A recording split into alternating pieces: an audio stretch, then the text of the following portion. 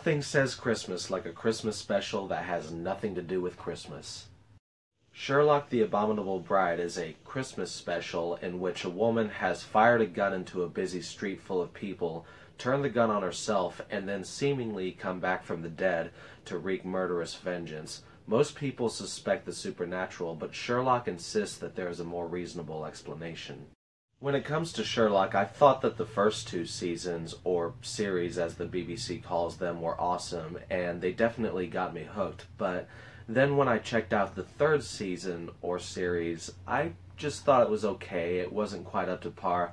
I thought that they tried a little too hard when it came to the comedy, and then I heard so many bad things about the fourth season, or series, that I just decided to skip out and stick with the first two.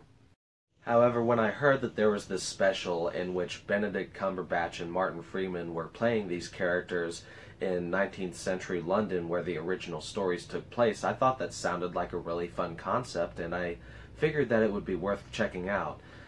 As it turns out, it wasn't entirely worth it, but I'll start off with the positives. First of all, as can be expected, the acting is top-notch. I mean, do I really need to say that Freeman does a great job as Watson and Cumberbatch does a great job as Holmes? In particular, there's a scene that I really enjoy in which Dr. Watson is sitting down with Sherlock and trying to get to know him a little bit better as a person, you know, whereas the public sees Sherlock as just kind of this cold, condescending intellectual, albeit a great detective. Watson knows that there's a human being underneath that exterior. And whereas the comedy in the third season series got to be a little bit much for me, I actually thought that the humor in this was fairly well written for the most part. For example, there's a sort of running gag where Watson has actually published the exploits that he and Sherlock have gone through, and the people that they come across point out the sort of tropes of his stories. They point out the various phrases that Sherlock will often say, and it's actually pretty funny. The special also had a pretty cool visual style going for it. There were a lot of creative transitions, a lot of nice camera work, and there was this one scene in which Sherlock was sort of walking through the day that the bride of the title of the special fired a gun into this busy street, and instead of just showing the events in slow motion as he narrates them, or possibly even showing him walking through that setting, the living room in which he and a couple of other characters are sitting in is physically transported to that street, and I thought it was just kind of a unique way of showing how his mind works. Naturally, I enjoyed some of the elements of horror in the story as well. The bride is actually a very creepy character. Whenever you see her visiting people from beyond the grave and she's just singing this song about remembering her and hiding her face the whole time, it is genuinely terrifying. Now, with all of these positive aspects going for the special, I'm sure that you guys are wondering, why is it that this wasn't necessarily worth checking out? All of my complaints pretty much stem from the second half of the special. I mean, the first half had me so invested in seeing Sherlock solve this mystery and finding out the reasonable explanation behind everything that was happening, but then it just devolved into this nonsense which made the ghost story seem reasonable by comparison, and somebody in this special even points out how nonsensical it all is, but that doesn't exactly excuse it. It would be like if I shot a kitten and acknowledged that what I did was horrible. It wouldn't change the fact that I just did something horrible. One of the multiple plot twists just completely confounds me too. I mean, there's this woman who shows up in the film dressed up as a man wearing a fake mustache, and get ready to hear the twist here because it's a doozy. She turns out to be a woman dressed as a man wearing a fake mustache.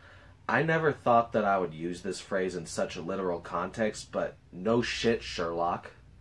Oh, and what makes it even better is that Sherlock is literally the only person who is fooled by that disguise.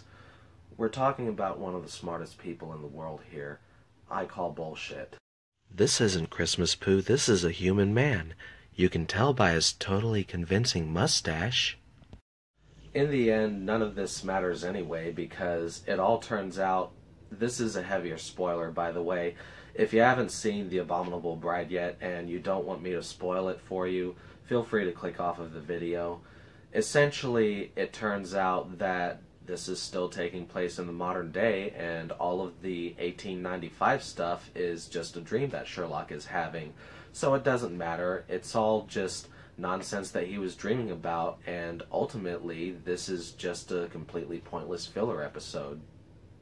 One could easily make the argument that this would have been even more of a pointless filler episode if it had stayed in the year 1895 and had nothing to do with the modern day series, and I can understand why they wanted to connect it to the modern day to make it more relevant to the series, but honestly, I would have enjoyed it more if it had committed to being a period piece and been just a standalone feature about this interesting mystery that Sherlock had to solve.